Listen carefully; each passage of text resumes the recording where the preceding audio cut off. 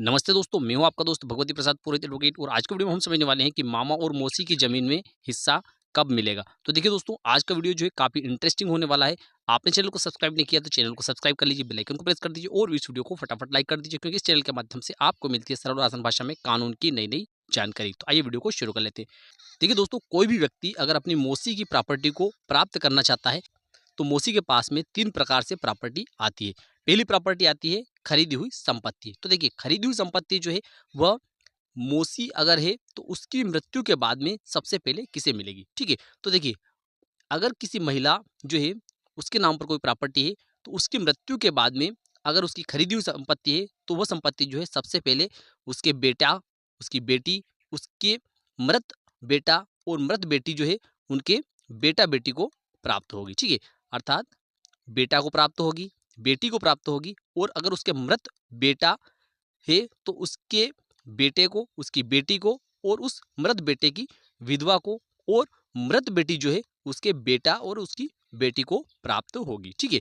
अगर ये लोग नहीं है, ठीक है? अगर किसी महिला की मृत्यु हुई है और उसके बेटा भी नहीं है, कोई बेटी भी नहीं है, कोई मृत बेटा या बेटी जो है उसके बेटा-बेटी या बेटा जो है उसकी विधवा या मृत बेटी जो है उसके कोई बेटा या बेटी नहीं है। तो ऐसी स्थिति में वह संपत्ति जो है वह उस महिला के पति को प्राप्त होगी, ठीक है?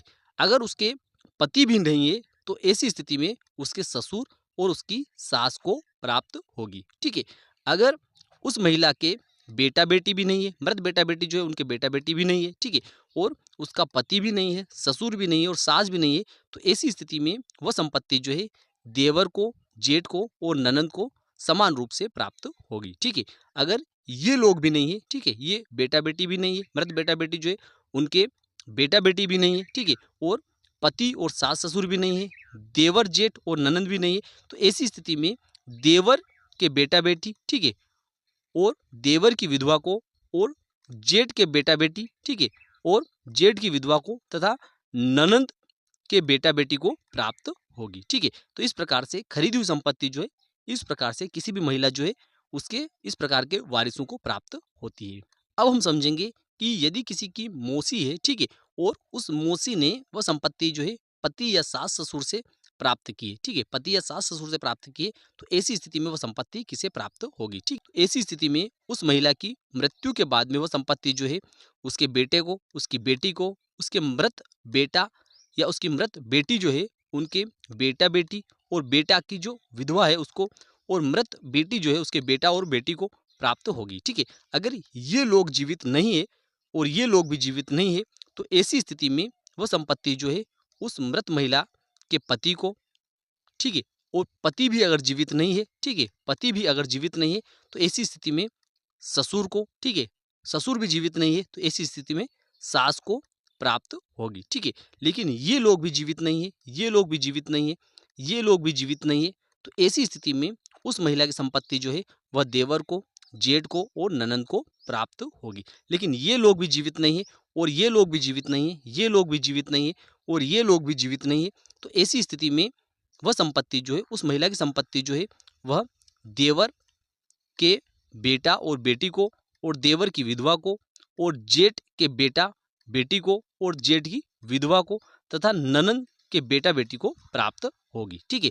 अब हम समझेंगे कि अगर कोई महिला जो है उसके नाम पर कोई संपत्ति है और वह संपत्ति जो है उस महिला को उसके माता या पिता से प्राप्त हुई है, ठीक है? तो ऐसी स्थिति में उस महिला की मृत्यु बाद वह संपत्ति किसे प्राप्त होगी, ठीक है? तो देखिए अगर किसी महिला की मृत्यु हो जाती है और उसे उसके नाम पर जो संपत्ति है वह उसके माता या पिता से उसे प्राप्त हुई है, अर्थात उसके नाम पर जो आई है वह उसके माता या पिता से उसके नाम पर आई है, तो ऐसी स्थिति में उस महिला की मृत्यु बाद वह संपत्ति जो है सर्वप्रथम बेटा बेटी और मृत बेटा या मृत बेटी जो है उनके बेटा बेटी और मृत बेटा जो है उसकी विधवा और मृत बेटी जो है उसके बेटा और बेटी के नाम पर होगी, ठीक है?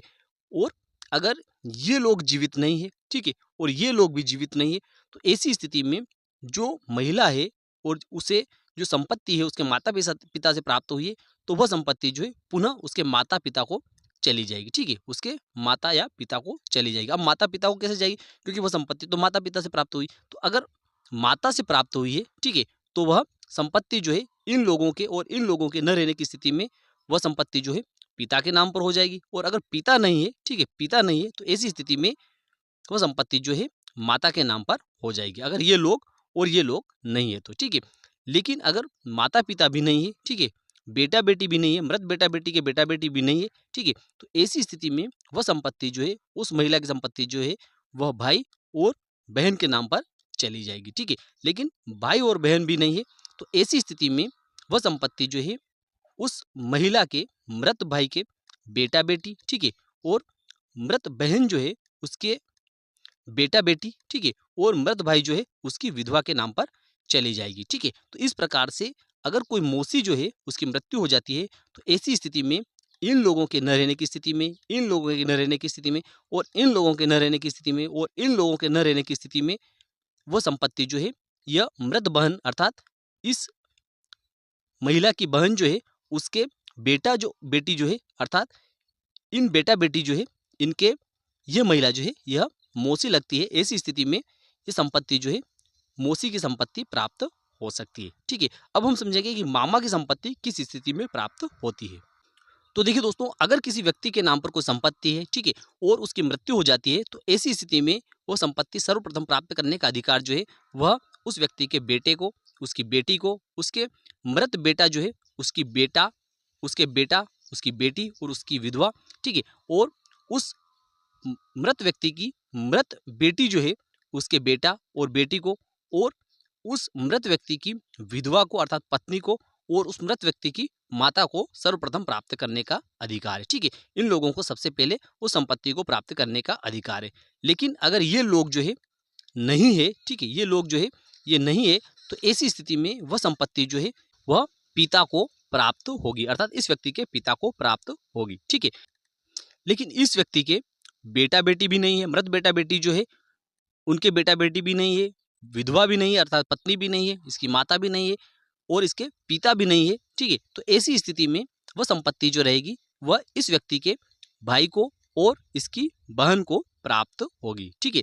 लेकिन इस व्यक्ति के बेटा बेटी, मृत बेटा बेटी, ठीक है, इसकी विधवा, इसकी माता, इसके मृत बेटा बेटी या विधवा और मृत बेटी की बेटा बेटी, ठीक है, और पिता और भाई बहन भी नहीं है, तो ऐसी स्थिति में इस व्यक्ति की संपत्ति जो है वह मृत भाई, ठीक है, मृत भाई के बेटा बेटी और मृत भाई की विधवा को जाएगी, ठीक है। और साथ ही साथ मृत बहन जो है उसके बेटा और बेटी को प्राप्त होगी, ठीक है। इस व्यक्ति की मृत बहन जो है उसके बेटा बेटी को प्राप्त होगी। अब इस व्यक्ति की मृत बहन जो है उसका बेटा बेटी जो है वे इस व्यक्ति के क्या कहलाएंगे, भांजे और भांजी कहलाएंगे, ठीक है। तो ऐसी स्थिति में किसी भी मामा की संपत्ति प्राप्त हो सकती है। तो देखिए दोस्तों, इस प्रकार का प्रावधान जो दिया गया है वह हिंदू उत्तराधिकार अधिनियम में दिया गया है। तो मैं विश्वास रखता हूं कि आज का वीडियो आपको अच्छा लगा होगा। अच्छा लगा हो तो इस वीडियो को लाइक कर दीजिए, अधिक से अधिक लोगों को शेयर कर दीजिए। फिर मिलते हैं अगले वीडियो में, तब तक के लिए जय हिंद, जय भारत।